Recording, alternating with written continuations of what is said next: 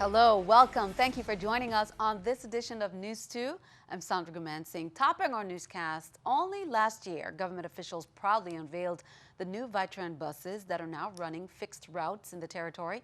But at a Senate hearing on Wednesday, it appears we may have new buses, but not enough drivers. Also discussed at the Senate hearing was the status of the bus's ADA compliance. News 2's April Knight has more.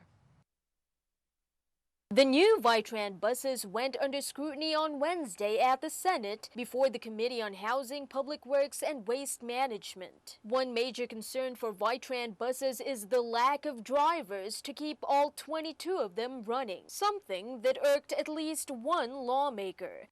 Who's in that planning stage that orders more buses than drivers and don't come to the legislature and ask for a corresponding amount of money to make sure that these $450,000 buses don't sit there not being used? But officials said the previous administration failed to respond to the need. We never got the resources for the manpower.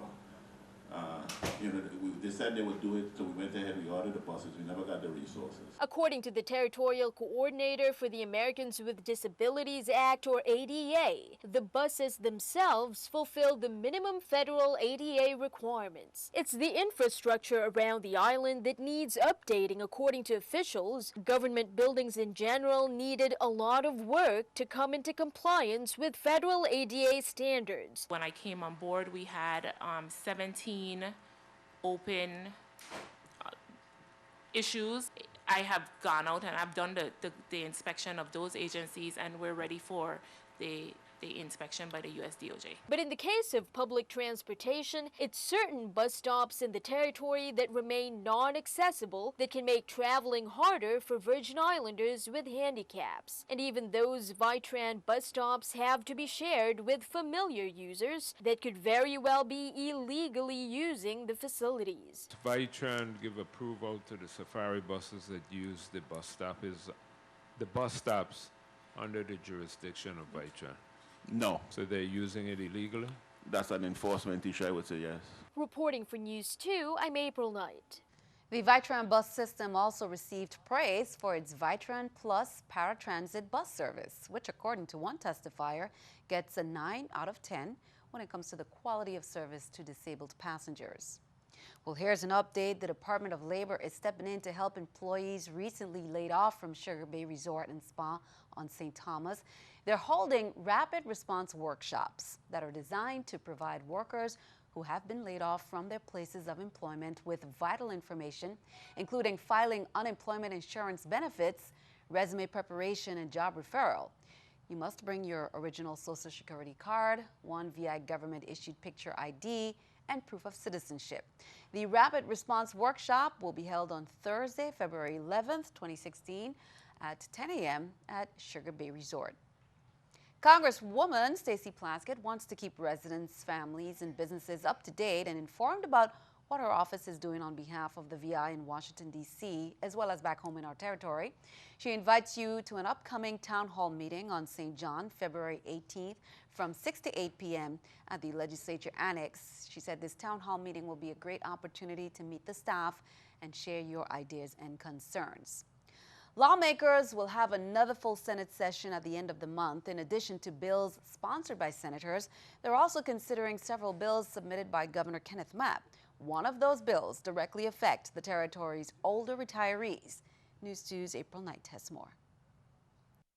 It's not just legislation on the St. Croix Hotel brand project that Governor Mapp wants lawmakers to look at. An urgent item on the list is the renewal group health insurance plan with United Healthcare, which would affect post-65 retirees. The Third Amendment to the Agreement for Medical Health Insurance will extend the coverage by 1 year. It would also increase the wellness budget by an additional $50,000 and increase premiums from $87.50 150 to 91 for Plan N and from 139.75 for Plan F. The term for the United Healthcare contract has already expired, and according to Senate President Neville James, it makes it all the more imperative for lawmakers to respond to Governor Mapp's legislation immediately. The United Healthcare contract would be among top agenda items during the upcoming Senate sessions at the end of February, along with the waste minimization package, which Governor Mapp did say was coming during his State of the Territory. The Virgin Islands, he said, will have a comprehensive waste reduction program, making recycling and composting mandatory on all 4 islands. Virgin Islanders could also get refunds for every can or bottle that they insert into reverse vending machines that look like this. Certainly a big deal in the governor's legislation is the banning of plastic grocery bags and non-recyclable paper bags. According to James, the Senate also needs to act on the IPA program, which allows the Virgin Islands to fill certain positions with federal personnel on a temporary basis. In fact, the U.S. Department of Health and Human Services already loaned Dr. Michelle Davis to the territory to act as health commissioner for 2 years. Reporting for News 2, I'm April Knight.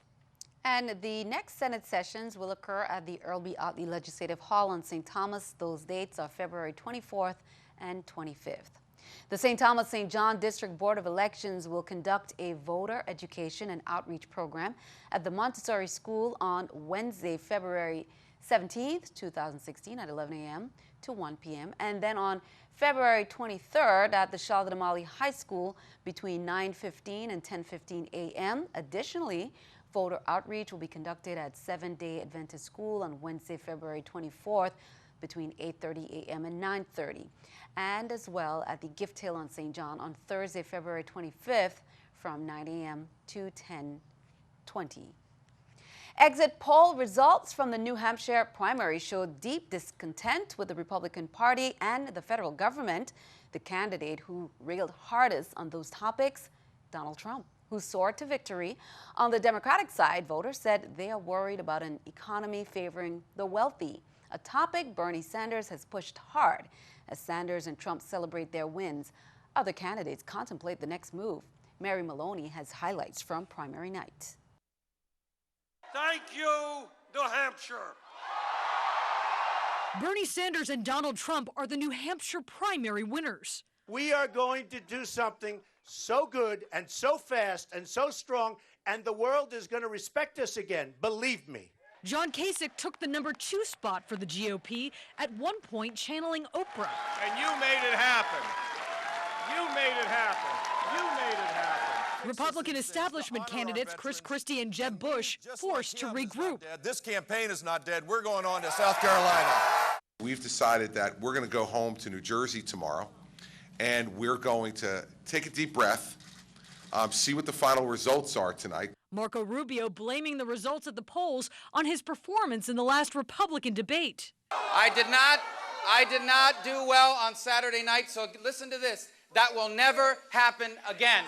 Bernie Sanders became the first Jewish candidate to win a primary. Many voters enchanted with his tough on Wall Street talk. That the government of our great country belongs to all of the people and not just a handful of wealthy campaign contributors and their super PACs. The Clinton campaign conceded this primary and said it is looking ahead to March. I don't know what we'd have done tonight if we'd actually won. Now we take this campaign to the entire country. I'm Mary Maloney reporting. Keeping our eye on the economy, let's take a look at the stock market watch at the New York Stock Exchange. The Dow down 99, NASDAQ up 14, S&P 500 also down. Coming up on News 2, are you ready for this weekend's Ag Fair on the Big Island? Plus, we celebrate Black History Month every February. Here's our Black History quiz. Do you know when Black History Month was first recognized? The answer coming up.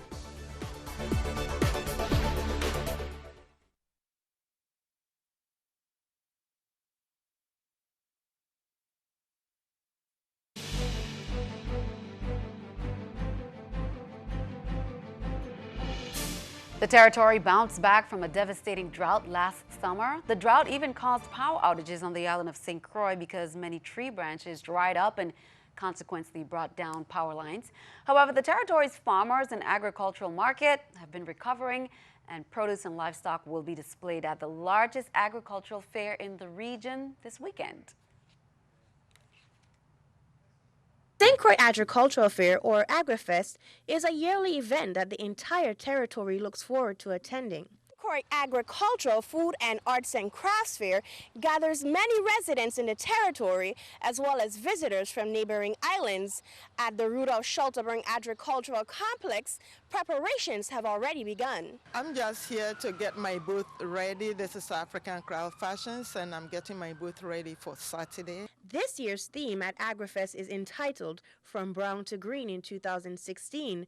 During the summer of 2015, the United States Virgin Islands experienced an extreme drought that lasted for several months. Congresswoman Stacey Plaskett sought out aid and received funds from the United States Department of Agriculture to assist with drought relief. Anyone that lived here over the summer know that we had a challenging experience in terms of moisture, and many farmers were challenged to their limit. Not only the crop farmers, but the livestock, because of water resources became a real issue, as well as feed.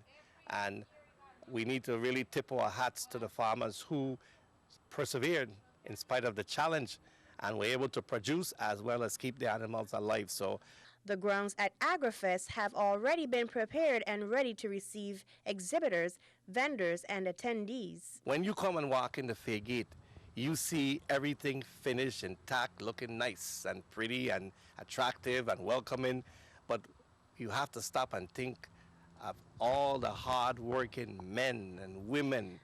Stephanie Brown, News 2. The Department of Health has launched a new Facebook page and will be distributing repellent and educational resources to combat the Zika virus this week. Dr. Michelle Davis of the Virgin Islands Department of Health expressed that constant communication with the CDC has allowed the Department of Health to pool its resources to provide the most effective preventative care. The Department of Health will be at the Ag Fair this weekend. We have a big tent where all the Department of Health programs will be there. We'll be doing our normal screenings for cholesterol and blood, sugar and high blood pressure and everything like that. All of our different programs will be there to give out information, to provide education, and especially this year, we will be there providing information on the Zika virus and how to protect yourself from getting bitten by the mosquito that carries that virus. It's the same mosquito that carries chikungunya and dengue. It's the Aedes aegypti mosquito. And there's specific information we're trying to get people to understand about this mosquito and why it's so difficult to get rid of. Again, the Ag Fair will be held this weekend. Well, as we continue our Children's Dental Health Awareness Month, here are the main things dentists say you should keep in mind. It applies to everyone. Some important tips. How often you should see the dentist? We recommend that you see the dentist every 6 months for a healthy patient, gum-wise. How often you should floss is twice a day, every time you brush your teeth. There's a rule that we say here, floss the teeth that you want to keep. So basically, you only floss the teeth that you want to keep. And then regular checkups should be as frequent as every 6 months. Also, in continuation of bringing awareness to National Children's Dental Health Month, the Frederick Said Health Clinic continues their visits that started earlier this month. Here are the remaining dates in schools. Eulalie Rivera will be February 11th from 8 a.m. to 12. Alexander Henderson on February 16th from 8 a.m. to 12. Alfredo Andrews, February 18th, 8 a.m. to 12. And then the Claudio Marco School, February 24th, 8 a.m. to 12.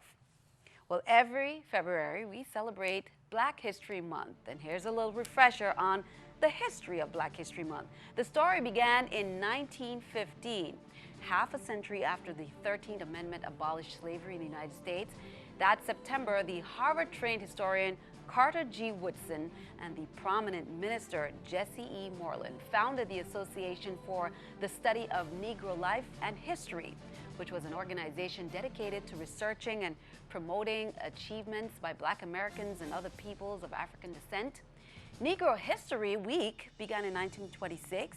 The event inspired schools and communities nationwide to organize local celebrations by late 1960s, thanks in part to the Civil Rights Movement and a growing awareness of Black identity. Negro History Week had evolved into Black History Month. President Gerald Ford officially recognized Black History Month in 1976, and it has been celebrated since then. The Virgin Islands Department of Education State Office of Special Education wishes to inform the public that copies of the division's fiscal year 2016 IDEA Part B federal grant application. It's available for public review in both school districts over the next 60 days.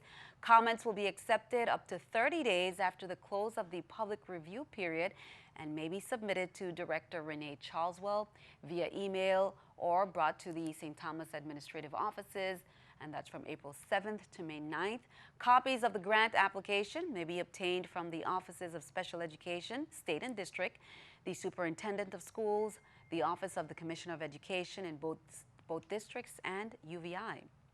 Senator Jean Ford, who is the chairman of the Committee on Education and Workforce Development, congratulated students from the Adelita Cancrine Junior High School and the Lockhart Elementary School who participated in the Water Ambassador Youth Future Scientists program at UVI.